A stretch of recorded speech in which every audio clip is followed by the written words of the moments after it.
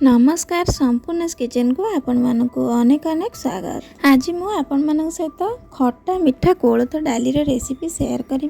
आपण माने समस्त तो निहाती जानिथिबे कोलथ डाली आम देह पई केते उपकारी होता है। आगरु गाँ मानक गोटा कोलथ को एमती मझे मझे खरार देकी रखी थांती वर्ष 2 वर्ष जाए आ ताको भाजिकी फेसारे चोरिकी जाई बनै थांती से डाली बनैकी खाती। एबे तो बहुत सहजरे मार्केट रे ए कोलथ डाली मिल जाउची।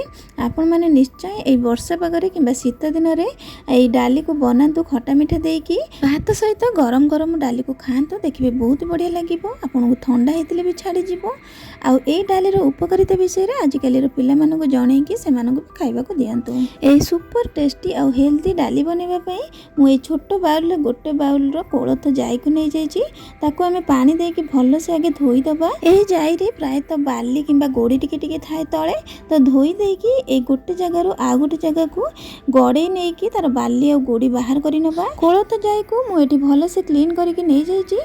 एबे आमे ताको भिजेइबा। मुझे गरम पानी गोटे ग्लास देकी भिजे नहीं आधा घंटा। जदि आपण को कोलथ डाली टिके जल्दी बनइबार थिबो ताहले गरम पानी रे भिजेइबे जोटा कि शीघ्र टिके भिजिबो। एही डाली बहुत टाइम नहीं थाए सिझिबा पई तो मुझे गरम पानी को बाहर कर देली आधा घंटा पर। एबे ए डाली को आमे प्रेशर कुकर दबा। ये प्रेशर कुकर दे दूची। जदि आप ठंडा पानी रे भिजेबे ताहले 2-3 घंटा किंबा राति भिजेकी रखिदेबे सकाळे बनइबे दिन रे नहले ए डाली बहुत ही टाइम नहीं सिझापी। तो ये प्रेसर दे देकी पानी दे दिले आवश्यक मुताबिक स्वाद अनुसार लुण आ हलदी गुंड हाफ चामच देकी गैस रे बसई नबा। मुझे 8 ରୁ 10टा हुइसिल मारिथिली। देखंतु एबे देखंतु मु गोटे डंकी साहाय्य आपण मानकु देखौची 10टा सीटी मारिला परे भी सुधा को देखंतु एठी जाई हमर पूरा गोटा गोटा अछि सिझी जाईची किंतु गोटा गोटा अछि। ए कोलथ डालीटा ना जमा भी फिटिबनी। आपण मानकु घोटा साहाय्य घोटिबा को पड़िबो नहले ए डंकी रे आपण भल से टिके घोटी परिबे। मो पाखरे घोटा नथिला एठी आपण मानकु गोटे सहज ट्रिक बतैबी जोटा कि जल्दी हे जिवो डाली। तो देखंतु मु किछि जाई एठी गोटे जगह रे काढी नैची आ ए पानी को भी अल्प किछि काढी नउची। जदी पतला मोटा हैला डाली ताहले पछरे हम दबा। ए डाली को भी जेतिकी डाली बंचीची ताकू भी टिके मु करतुले घोटी नेली। ए सिझिथिबा जाई जेतिकी मु बाहर करतिली ताकू टिके ठंडा हैला पर हम एठी ग्राइंडर जार रे देदबा। दे देकी ए को ग्राइंडिंग करी आनिबा। ग्राइंडिंग कले कोन हबो ना देखंतु पूरा पेस्ट करिबेनी किबा गोटा गोटा रहिबेनी मीडियम टा करिवे। जदी आपण तरतर थिबे ना जल्दी बनेबे सेति लागि एमती ग्राइंडिंग करी आनिबे जहा द्वारा कि आपण को घोटिबा को पड़िबेनी किबा बेसी टाइम नबनी। देखंतु जो डाली आमे पंचैथिले रखिथिले जाई आ डाली पानी सहित ताकू गोटे जगार मु काढी नेथिली। ए जो ग्राइंडिंग करी आनले ताकू भी एथरे मिसै देकी आमे भल से गोळै नबा। आपण ए डाली रो पानी को छुआ मानकु देई परिबे पीबा पई बहुत ही भल होता है आम देह पाई। आर जो जाई आम सीझा जाई भी आप पिला दे पारे खाइबा। मु तो छोट बड़े बहुत खाई। डाली को खटा मिठा करने मुझे 2 खंड आंबुल दे देइछि आ हाफ चामच चीनी देइछि।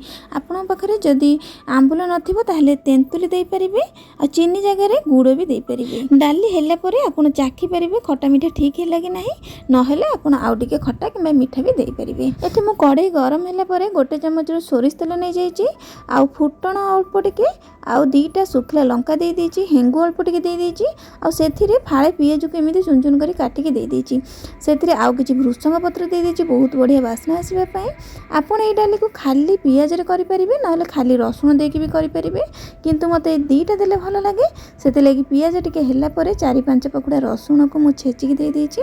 आ ए रसुण रे देला परे बेसी पोड़ीबेनी अल्प टिके भाजी नै कि एतरे आमे डाली दे दिबा। मु एटे गोटे डंकी डाली देकी टिके घोड़े नेली कहीं ना एकाथरे डाली देदेले डाली पूरा ऊपर को फुटिकी पड़िबो। तापर एठी सब जंग डाली देकी पुणी थरे घोड़े देले हमर जो बघरार बास्नाटा से डाली भितर ही रही जिवो। टिके समय पे घोड़े नेबे। घोरा काढ़ी की जो जगह आमे डाली रखितिले आ जेतिकी डाली पानी रखितिले ताकू भी धोईकी मु एथरे दे देली। डालीटा टिके मोटा लागिला एठी आमे टिके फुटिबा पई छाड़ीबा। डाली बघारिला बेले केते मोटा थिला डाली जेतिकी पानी आमे रखितिले सेतिकी पानी देला परे डाली जेतिकी पतला हवा कथा सेतिकी पतला हे जाईची। ए कोलथ डालीटा टिके पतला हुए बेसी मोटा रखंतिनी मु एतिकी पतला रखिछि देखंतु एटा ठंडा हला पर आ टिके मोटा है जो बहुत ही बढ़िया लागबो आपन जदी मोटा पसंद ताहले पानी टिके कम देबे एई कोलथ डाली बनेबा पई मु दीटा ट्रिक आपन को बतैछि सहज रे आ जल्दी बनि जिवो गरम पानी रे ए डाली को भिजेबे आ ग्राइंडर रे ग्राइंडिंग कर देबे जहा द्वारा कि बहुत जल्दी हे जिवो आ ए डाली को पूरा प्लेन न करिके टिके एमती खद खदड़ रखिले बेसी टेस्टी लागे आपन माने ए वर्षा पागरे निश्चय ए खट्टा मिठा कोलथ डाली को बनांतु आ ए डाली रे भृसंग पत्र आ रसुन रो फ्लेवर